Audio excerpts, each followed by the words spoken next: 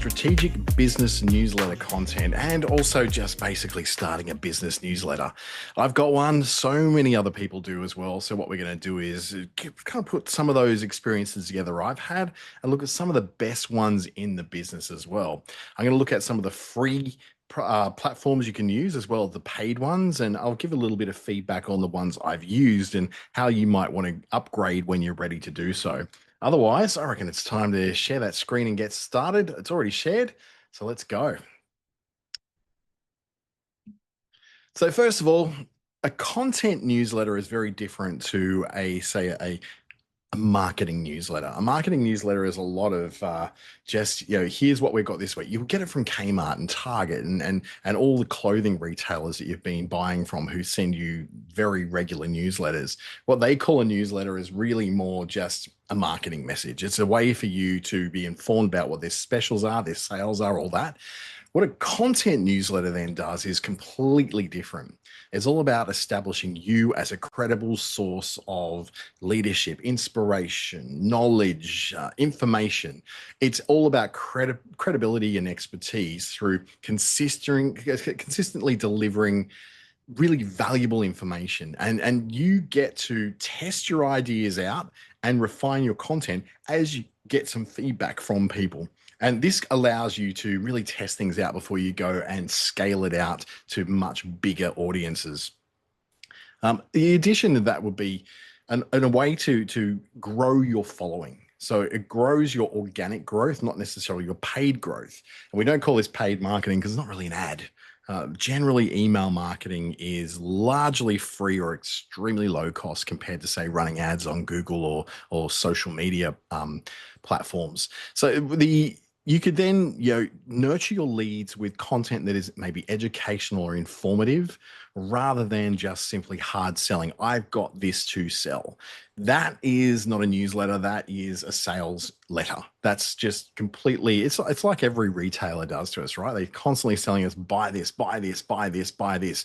What we're doing tonight is very different to that. This is all about you displaying your expertise. It's like an alternative to what you're probably already doing on your various social media channels and particularly on LinkedIn.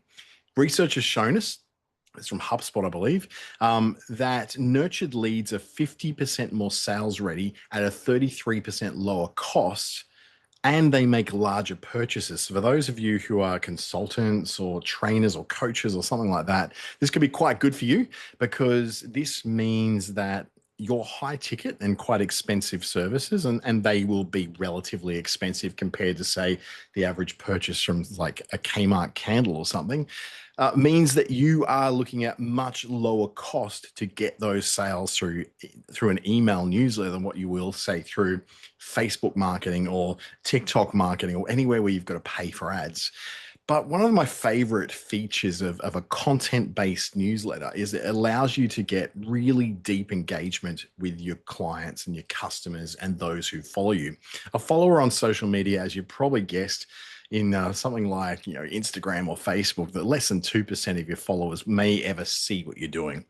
If you're really clever and you've got on board the Reels trend and the TikTok trend and you're making short format videos, you'll notice that's great. You can get a whole lot of people viewing your stuff, but they're probably outside your service area. And they will discover you, and it's great that they're watching you, but they're most likely the kind of person who's not going to buy from you. Because if you're a service, for example, and not selling a physical, hold in your hand product, then what you're going to get is this problem whereby people outside of you are viewing your entertaining content, but they'll never do anything about it. They'll never buy from you. And so you're kind of making content, shouting to the void and hoping that someone buys, but you're in front of all the wrong people. A newsletter, on the other hand, that gets in front of the right people because people have to opt in, and the opting in process is a lot more than just simply clicking a like button to follow you. It is something which involves multiple steps. Usually, if you're doing the right thing, you'll have double opt-in, which means that not only have they put the email address into a box on your website, but they've also then verified that address through the system. And all the systems do it. MailChimp, MailerLite, HubSpot, they all provide the option for you to do double opt-in. A lot of people turn that off because they feel like, oh, that's going to reduce the amount of people who will follow me in my newsletter. But you got to realize that you don't want lots of people in your newsletter. You want the right people in your newsletter. It's like marketing on something like LinkedIn. You do not want 300,000 followers on LinkedIn, as much as that sounds great. What you want is just enough followers who represent who truly has a chance of buying from you in the future. So that deep engagement is so important. It allows you to share stories. It allows you to share that really conversational tone. After all, it's you, not a logo, because people don't follow logos, they follow people. And this is where you have the chance to display a little bit about who you are and how that works for you. Now, crafting a strategy for your content on a newsletter is really about doing the usual things. Set your measurable goals. Now, usually that's going to be leads and sales. I don't really like setting things like traffic and engagement as leads, as measurable goals you want to follow, because that's like social media, right? It's vanity metrics. If it's just people opening up your email and all that sort of thing, that's fine. What we really want, though, is the people who click on items within that email to go and find out more, to do more, to buy, to reply to you. I think replies are one of the best possible things you can get from an email newsletter. I get about 30 to 40 replies of various lengths and complexities every single week on my newsletter. And I find them to be the most powerful thing, because at least 20% of those replying people within a year convert to a sale. And that's great. I'm willing to answer a few emails in order to get a sale, because I don't know if it's like for you, but I'm not cheap. I'm deliberately not cheap. So what you want to again then do is, really develop who your person is that you're trying to reach. That's the same in all marketing. You hear us say this again and again and again, like broken records, but the reality is no one ever does it.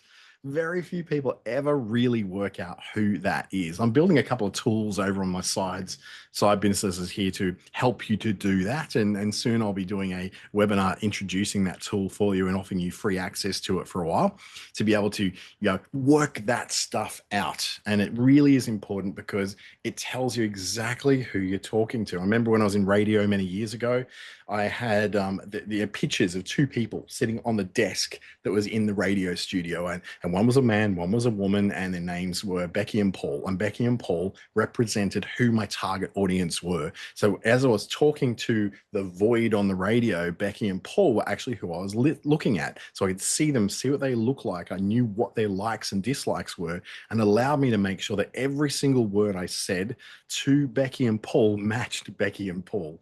Then we move on to your content pillars, which are all about, what are the kind of stuff you're going to do? Are you going to entertain people? Are you funny? Are you someone who's got lots of information you can share, specifically if you're in a financial services area or something to do with housing or any of those very restricted kind of industries? Then information may be your best friend, or it could be educational. Even in the financial field, education is a really vital aspect, and you can do so much with that as well. So those content pillars are less about what can I sell today? And it could be a how-to guide, a deep dive into a topic, your own personal expert advice, if you're allowed to give that in your industry updates and news, things like it's tax time, here's the changes the government's made, here's how it may affect you, trends, summarizing really big news stories. I do this every week. I go around and get all of the social media news, and I summarize it into one interactive guide that I update on my website every week. Eventually, I'm going to turn that into an email if anyone finds that useful, and I'll send that out as an email as well. And then you might want to be entertaining. My general Saturday sprint newsletter is a little bit entertaining because it's very relatable and personal. And I go a little bit of a deep dive on who I am and what my thoughts are and what my reactions are to things. Now, that said, it's not just like me, doing a reality show about my life in there. It's all reflected back towards what my key topics are, which is usually social media and digital marketing, or personal branding, or public speaking and confidence, those kind of areas. And also, entrepreneurship and building a business, because this is a Darwin Innovation Hub after all. So all those topics, everything I will talk about in that newsletter, despite it being an entertaining review of personal anecdotes and relatable stories, it still relates back to what my core topics are. The structure then for readability, and I could have learned a bit of that on this page, use clear, concise language with short paragraphs and bullet points. Break your text up. There's nothing where you're not writing a novel, so you don't need great big blocks of text that are really hard for people to read. When someone's reading a novel or a book, they've got time, they've put time aside to do that, and therefore they've got the dedicated attention to that particular thing. When you don't have that kind of time to read, which is most people online, which don't have time to read that, what they then do is read in chunks. They skim, and what you want to do is make the material easy to skim through. So just short paragraphs. Use your bullet points. Use headings, and that to break things up. Even some images if you really want to. Don't put too many images on; it takes too long to load. And make sure you've optimized for people to read on their mobiles, because I don't know about other people's newsletters, but my newsletter, it's about 50-50. It's about 50% of people are reading it on their mobile and 50% are on a desktop. For a business newsletter, you generally get them being read on desktops more than on mobiles. But that said, like I said, 50-50 for me. And then you can have some gentle calls to action within there. So, for instance, if you just spent this week talking about the changes to tax law that came in with the end of financial year and July 1 and all the new stuff that you got to deal with, well, you may want to then, if you want to know more, click here and you can go off to your website where you have a bit more information and the ability for someone to book a call with you or to book a consultation with you. Generally, your calls to action are not going to be about buy this. It could be about just learn more rather than buy now. That said, there's nothing stopping you from having a buy now on there, particularly if it's something which is a little less of a high ticket item. So for instance, if it's a free 60-minute consultation, you could probably do book now in there rather than learn more. Or if it's something which is a low risk, say for instance, under $100 worth of investment from them to do something, or if it's a low cost ebook that they can download through your website, well then buy more isn't quite so bad. It's when you're going buy more, they land at the website and they go, holy crap, this is a $3,000 coaching program. They're going to need a lot more warming up for that. And that's a whole lot of other marketing theory we need to look at. But really, basically, you've got to give people a chance to be able to convert. And that's not really that much of a chance for them to convert because they've just been hit with a massive amount of money that they just probably weren't expecting. So when it comes to growing a subscriber base, like I said before, you don't necessarily need to have a massive amount of subscribers. Now, I like to boast about my 13,500 that are on my email marketing list that I send out on Saturdays. That's really all fine and dandy, but I can tell you not all those 13,000 open it. It's about 40 to 50% of them will open it each week. Varies around who opens what and when. Excuse me. About who opens what and when. Sorry for the cough there. But what I generally find is that smaller lists perform better. The smaller your list, the more percentage of people will open it. Simply because the people who have subscribed have done so much with much more intention to do something about that. So they really want to learn something or do something with it. So that's a bit of a tip for you. Big lists don't necessarily equal big money. In fact, when it comes to big ticket items, so things that you want to sell that cost quite a lot of money, then you really need to consider, do I need thousands on my list or just a couple of dozen? Because a couple of dozen very qualified people who are very much in your wheelhouse, who really do have an interest in what you're doing, is way more powerful than 13,500 people who will never, ever deal with you. And God help me if those 13,500 people all suddenly want to buy something from me, because, well, whilst the money will be good, a lot of my stuff is based upon my time being sold. So I don't know if I'll have that much time. Lead magnets are really good for getting that subscriber base up. This is where you create a very valuable resource, a piece of information, a video, something that you gate behind, say, an email subscription. They can only get hold of that if they subscribe to your newsletter. So that gets them into the database. Now, they may unsubscribe at any point. That's fine. But what you do is get them in there. Mostly people won't. They'll see value in it and then they'll continue to go down that rabbit hole.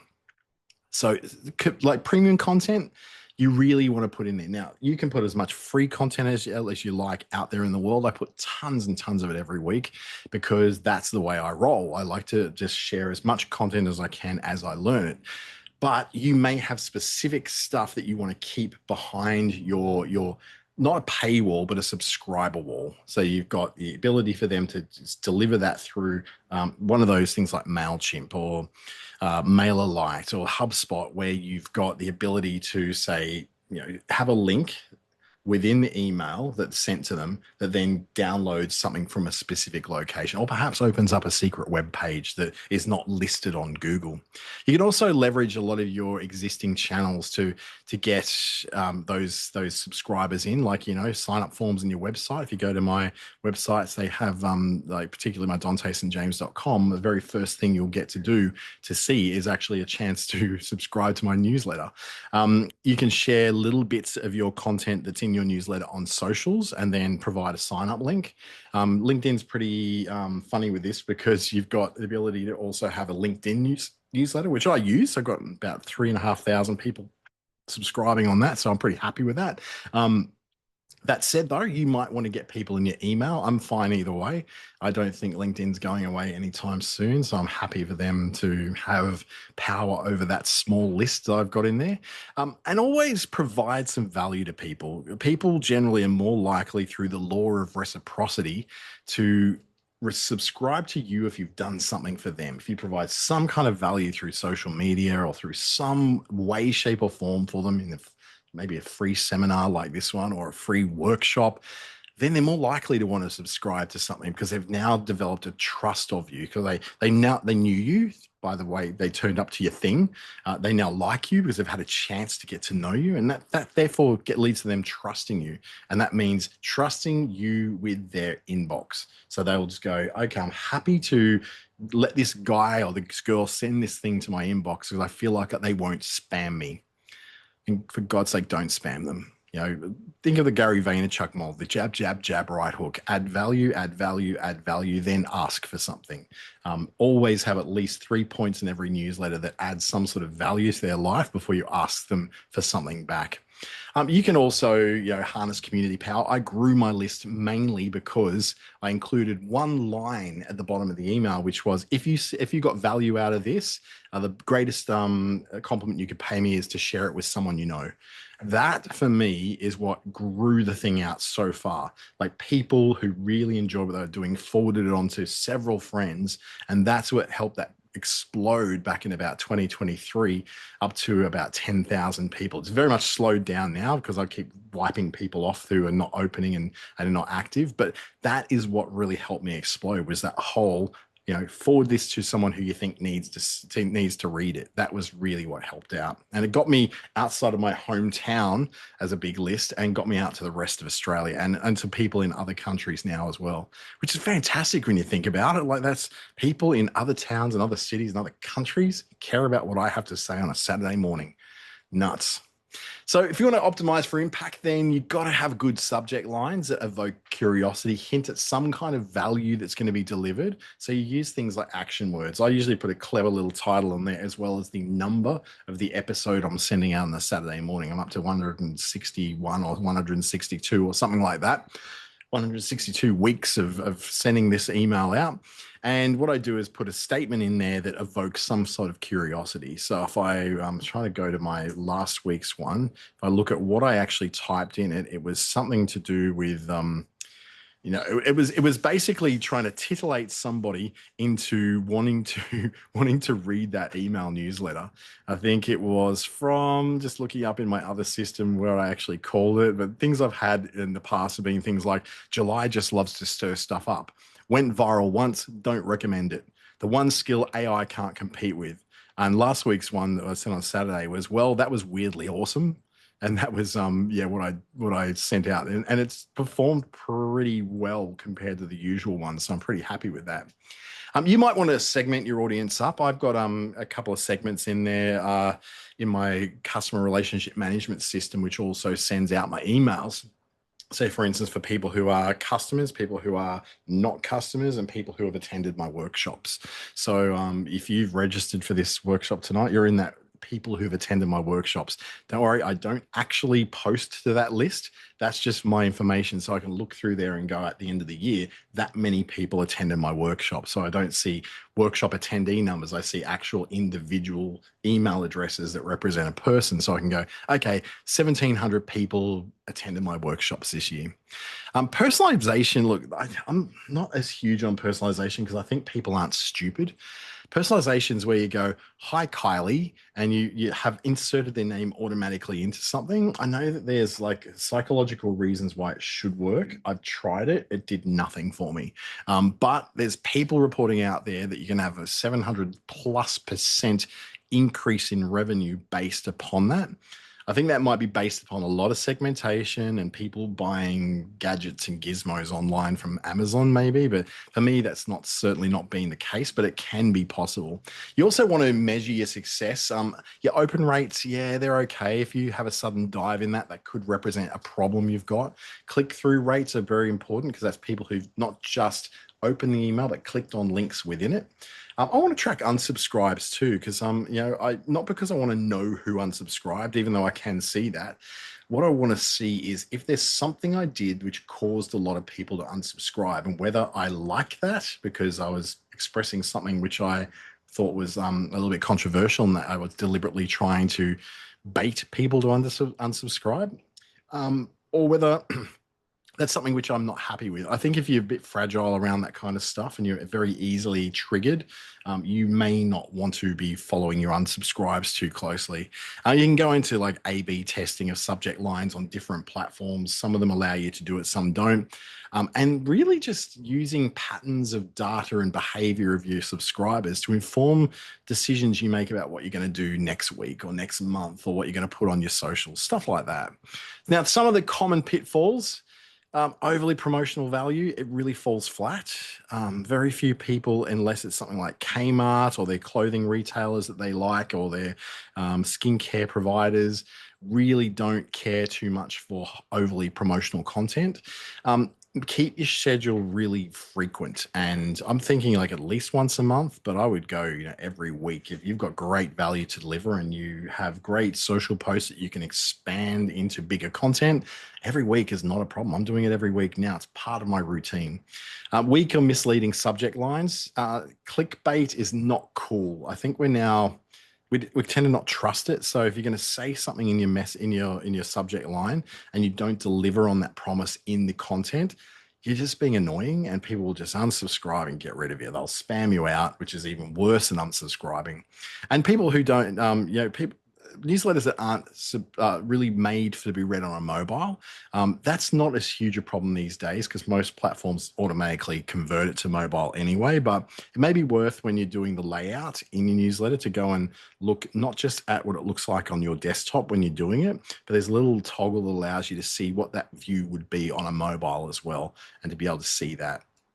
Some success stories. Justin Welsh, guy in America. He was an ex-venture capital kind of startup guy, made his fortune, and then built this big business through his newsletter, the Saturday Solopreneur, and basically charges $800 per $800 US, mind you, per 45 minutes for a one-to-one consultation online. Crazy, but that's what he kind of attracts these days.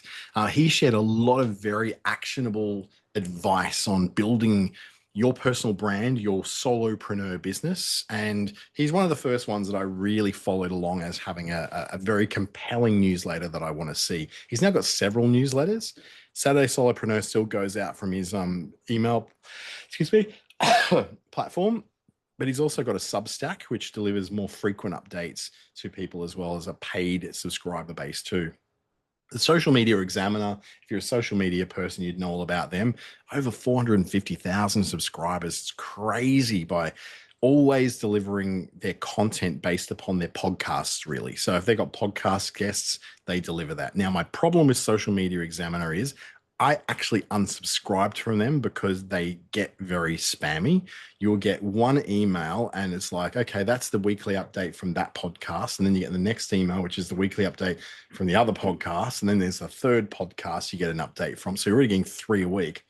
And then when they've got their annual Social Media Marketing World Conference coming up, it's like every week they're sending you another email about that, and then they've got their AI society that you want you to join. So they'll spam you about that every week, and then their social media marketing society community. So they want to spam. You can be getting 12 and 13 emails a week if you don't consistently just remove yourself from specific lists, and they tend to add you to all the lists at once. So it can be really overwhelming. I now get one email a week from them, which is the one I want.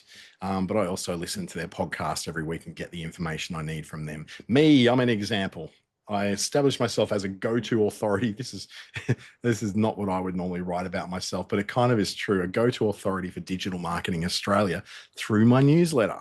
And my newsletter has now led to speaking engagements, consulting, to taking on projects, to running workshops in a paid environment for people, because I made myself known consistently in people's inboxes who've dealt with me. And that's one thing I'll say, that you can add people to your email list who have had some kind of email dealing with you because you have a prior relationship with them. They can still unsubscribe as long as you've got all the unsubscribe stuff set up. I don't mind adding people who've emailed me into my list because they can always remove themselves, but it has helped me grow that list in little bits here and there, particularly when it's somebody I go, great, this is someone who I really want to work on a relationship with, and sending them a weekly email full of really good value can help to develop that relationship a bit more. So your newsletter really is a building of community that establishes your credibility and helps you to drive more growth in your business just simply by you being consistent. If you've managed to conquer this in your social media, conquering it on a newsletter is so much more powerful because, number one, you own it. Number two, really, the intention for someone opening a newsletter is far higher and far what they call further down the funnel of sales than, say, for instance, replying to an ad on social media. About 50% more sales-ready leads will come through a newsletter rather than social media. 33% lower cost than going through traditional marketing methods like advertising.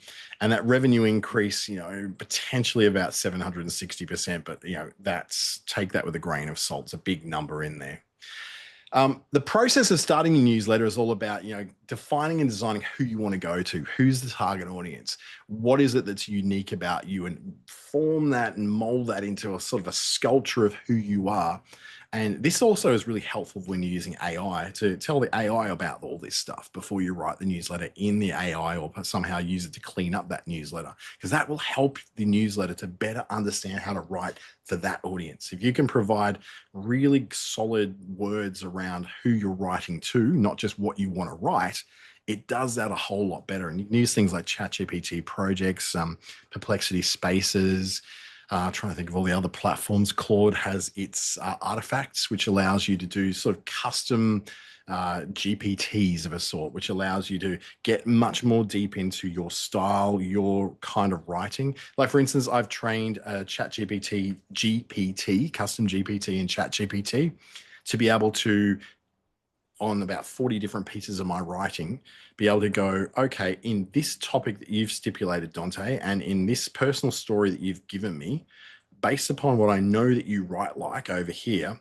I will write that newsletter for you. And every time it produces that newsletter, and I barely have to change a thing because it does know me so well. Does that mean I'm not writing my newsletter? Oh my God, no. I'm definitely writing it because I'm giving it the content. I'm giving it the workshop it's linking to it. I'm giving it the personal story, all that stuff in there. Then what you got to do is build it and automate it. So you want to be able to have some kind of system that's got templates that allow you to design the email, have a solid, repeatable template that never changes, and keep it simple. Don't over design it with lots of images and lots of HTML. What you want is a simple, easy to read, straight top to bottom email. Don't turn it into a mini web page, because that just picks up in spam filters everywhere, and they just go, yeah, this is spam, this is ads. So don't over design it. Just stick to something really simple. The best newsletters I read have really little design on them. They're really just compelling, readable content that's easy to read. And also, have subscriber forms on your website that allow you to do that. Link through to your subscriber page on your website from maybe your LinkedIn profile, things like that. You can have welcome sequences that automatically send an email back. So those platforms will do that, which we're about to see some of those platforms and what they are, the ones that I've used and I think are pretty damn good. And then have automation workflows. So there is marketing automation that you can have with these systems. Some of them allow you to do just a certain amount of it for free, usually one or two different automations. But then to go a bit further, like I've got, you've got to pay. Create, curate high quality, engaging content, write good stuff. If you don't know how to write good stuff, at least put your personal story you'd like to share and do it by voice into Chat GPT or something and say, okay, here's what I want to talk about. Turn this into a newsletter that's compelling and engaging. And it will do that. It will do a really good job of it.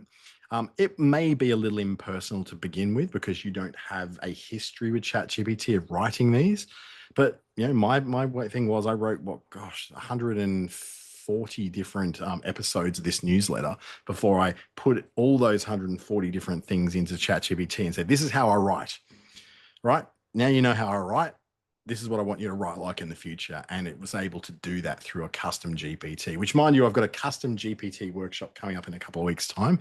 So towards the end of the month, I want to say 29th of July, but it'll be on the Darwin Innovation Hub website where you'll see and can able to book that one in. And I'll actually use that particular example in that workshop. So you'll see exactly how I set up that custom GPT to write newsletters like me. And then you got to launch it. So the initial subscribers you'll probably get from people you already have as contacts in your email.